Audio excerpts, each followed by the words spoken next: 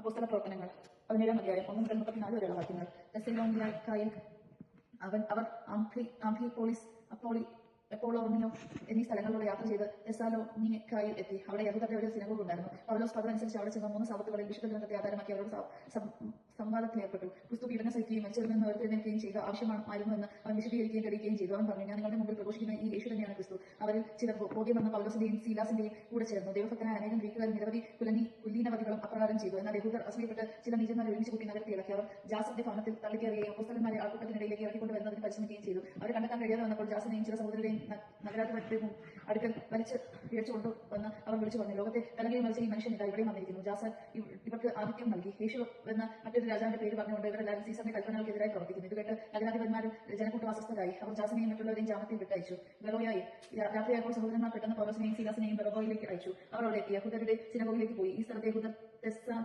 തെസ്സലോനിയയിലേക്ക് ഉള്ളവരെക്കാൾ മാന്യന്മാരായിരുന്നു.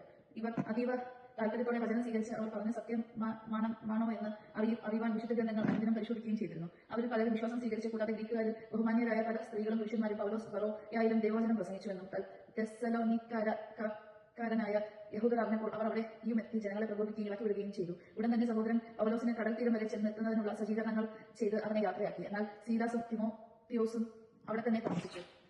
പൗലോസിന്റെ കൂടെപ്പിറപ്പായിരുന്നവർ അവനെ ആഥൻസിൽ കൊണ്ട് ചെന്നാക്കി. സീലാസും തിമോത്തിയോസും കഴിയുന്നതും വേഗം തന്റെ അടുക്കൽ എത്തിച്ചേരണമെന്ന് അവന്റെ നിർദ്ദേശവുമായി അവർ തിരിച്ചു പോന്നു. ആഥൻസിൽ പൗലോസ് അവരെയും പ്രതീക്ഷിച്ച് ആഥൻസിൽ താമസിക്കവേ നഗരം മുഴുവൻ വിഗ്രഹങ്ങൾ കൊണ്ട് നിറഞ്ഞിരിക്കുന്നത് കണ്ട് അവന്റെ മനസ്സിൽ വലിയ ക്ഷോഭമുണ്ടായി. അതിനാൽ സിനഗോഗുകളിൽ വെച്ച് യഹൂദന്മാരുമായും മറ്റ് ഭക്തജനങ്ങളുമായും പൊതുസ്ഥലത്ത് വെച്ച് എല്ലാ ദിവസവും അവർ കൂടിയിരുന്നവരുമായും അവൻ വാദപ്രതിവാദം നടത്തി. ചില എപ്പിക്കൂരിയൻ ചിന്തകരും ചിന്തകരും അവനോട് തർക്കിച്ചു. ചിലർ പറഞ്ഞു, ഈ വീട്ടിൽ എന്ത് പറയാനാണ് ഭാവിക്കുന്നത്? ഇവൻ വിദേശ ദേവതകളുടെ പ്രചാരകനാണെന്ന് തോന്നുന്നു എന്ന് മറ്റുള്ളവർ പറഞ്ഞു. അവർ യേശുവിനെ കുറിച്ച് പുനരുദ്ധാനത്തെ കുറിച്ച് പ്രസംഗിച്ചിരുന്നു. അവർ അവനെ പിടിച്ച് ആരെയോ ഫോഗസിൽ കൊണ്ടുചെന്ന് നിർത്തിയിട്ട് ചോദിച്ചു, നീ അവതരിപ്പിക്കുന്ന ഈ പുതിയ പ്രബോധനം എന്താണെന്ന് നിങ്ങൾക്ക് പറഞ്ഞു തരുമോ?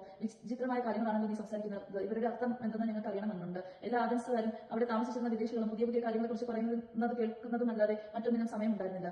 ആരെയോ പാഗാസിലെ പ്രസംഗം. ആരെയോ പോഗാസിന്റെ മധ്യത്തിൽ നിന്നുകൊണ്ട് പൗലോസ് ഇപ്രകാരം പ്രസംഗിച്ചു, ആദൻസ് നിവാസികളെ എല്ലാ വിധത്തിലും മതനിഷ്ഠയുള്ളവരാണ് ഞങ്ങൾ എന്ന് ഞാൻ മനസ്സിലാക്കുന്നു. ഞാനതിലെ കടന്നു പോകുമ്പോൾ ഞങ്ങളുടെ ആരാധനാവസ്തുക്കളെ നിരീക്ഷിച്ച് അജ്ഞാത ദേവന് എന്ന് എഴുതിയിട്ടുള്ള ഒരു ബലിപീഠം ഞാൻ കണ്ടു.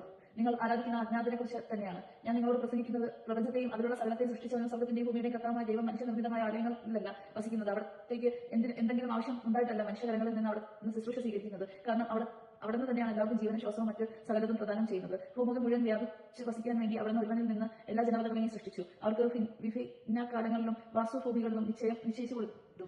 ഇതവർ ദൈവത്തെ അന്വേഷിക്കുന്നതിന് ഒരുപക്ഷെ അനുഭവത്തിലൂടെ അവിടെ കണ്ടെത്തുന്നതിന് വേണ്ടിയാണ്. എങ്കിലും അവിടുന്ന്